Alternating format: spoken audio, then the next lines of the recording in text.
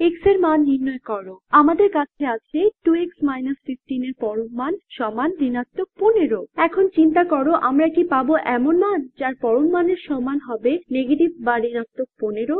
মনে রাখবে পরম মান মানে শূন্য থেকে দূরে একটি মান।